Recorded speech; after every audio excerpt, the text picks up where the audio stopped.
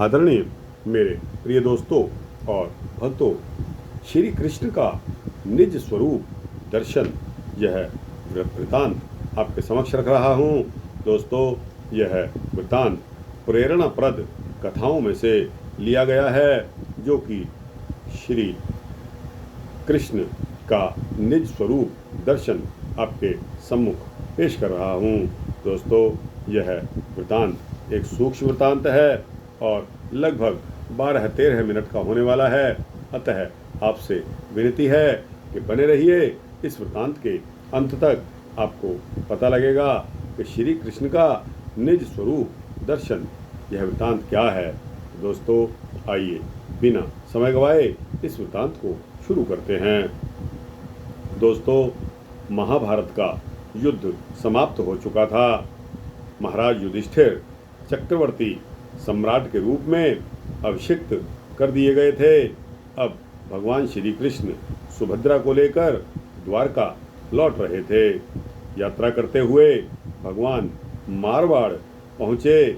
मारवाड़ उस समय एक देश कहलाता था जहाँ अमित तेजस्वी उर्तक मुनि रहते थे।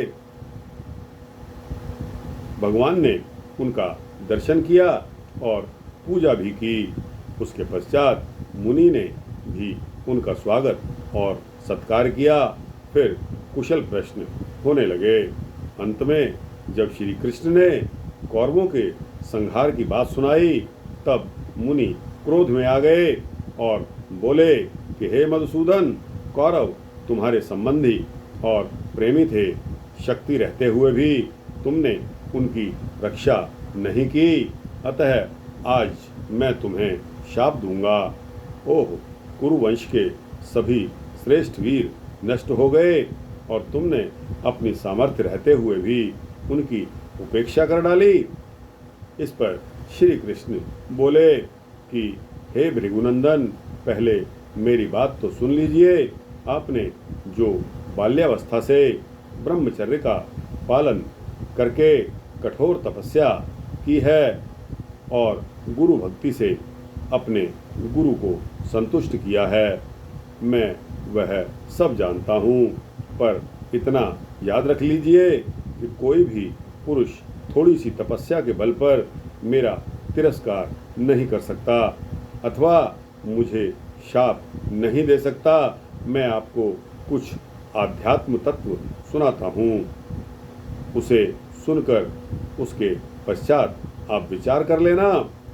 महर्षि, आपको मालूम होना चाहिए कि ये रुद्र, वसु, संपूर्ण दैत्य, यक्ष, गंधर्व, राक्षस, नाग और अप्सराओं का मुझसे ही प्रादुर्भाव हुआ है।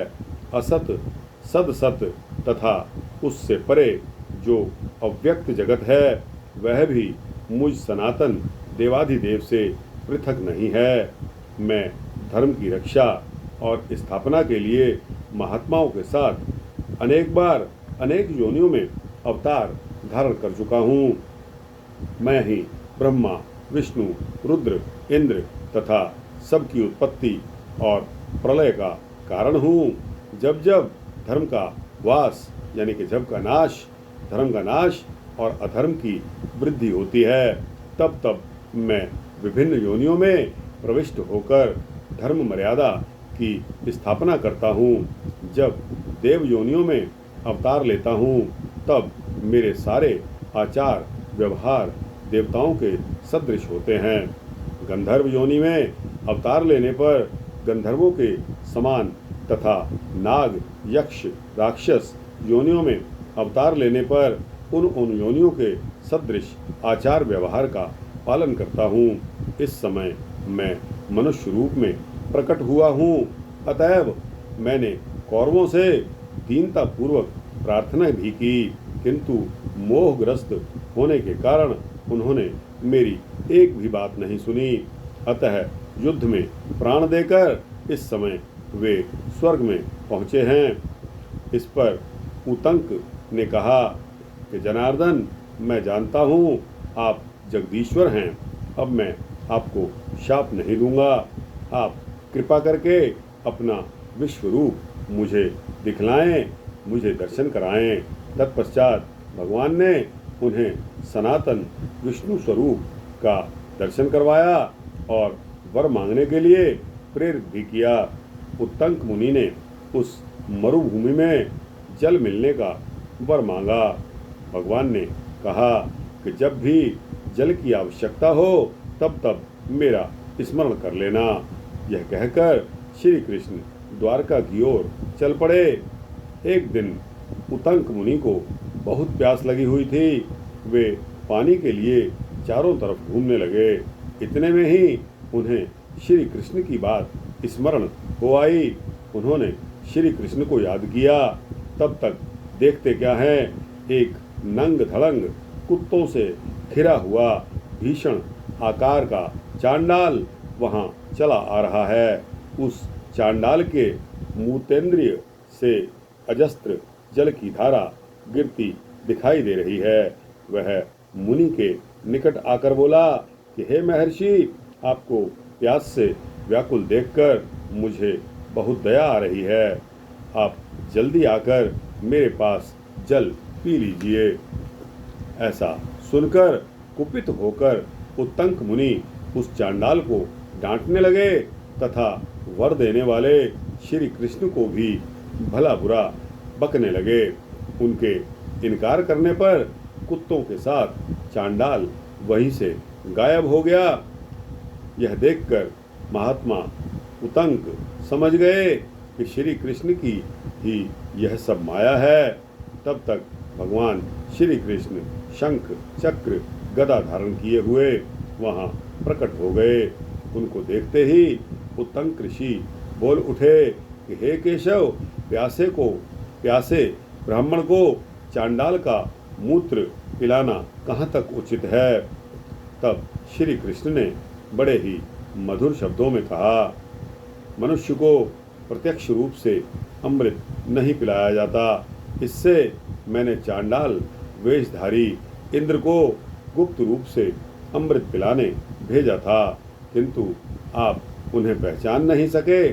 पहले तो देवराज आपको अमृत देने को तैयार नहीं थे, पर मेरे बार बार अनुरोध करने पर वे इस शर्त पर आपको अमृत पिलाने तथा अमर बनाने के लिए तैयार हो गए कि यदि ऋषि चांडाल वेश में तथाकथित ढंग से अमृत पी लेंगे तब तो मैं उन्हें दे दूंगा, और यदि वे नहीं लेंगे तो वे अमृत से वंचित रह जाएंगे। परंतु खेद की बात यह है कि आपने अमृत ग्रहण नहीं किया। आपने उनको लौटाकर बहुत बड़ा बुरा काम किया है।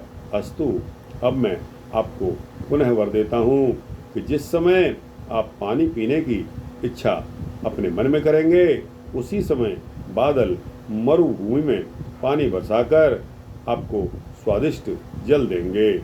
उन मेघों का नाम उत्तंक मेघ होगा। भगवान के इस प्रकार कहने पर उत्तंक तब से बड़ी प्रसन्नता से वहीं रहने लगे। अब भी उत्तंक मेघ मारवाड़ की मरुभूमि में पानी बरसाते रहते हैं। दोस्तों, यह वृत्तांत श्री कृष्ण का निज स्वरूप दर्शन देना उत्तंक मुनि के लिए उत्तंक मुनि ने पानी की मांग की तो उत्तंक मेघ उनके लिए भगवान ने मुहैया करवा दिए। उत्तंक मुनि उसी उत्तंक मेघ का पानी पीते रहे। तो दोस्तों, निज स्वरूप दर्शन का श्री कृष्ण का यह वृत्तांत यहाँ समाप्त होता है।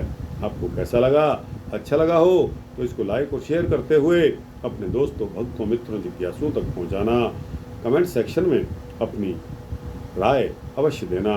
और दोस्तों, इस चैनल को सब्सक्राइब कर देंगे तो आपको इसी तरह के सूक्ष्म भक्ति वृत्तांत मिलते रहेंगे। जय श्री कृष्णा, जय श्री कृष्णा, जय श्री राधे कृष्णा।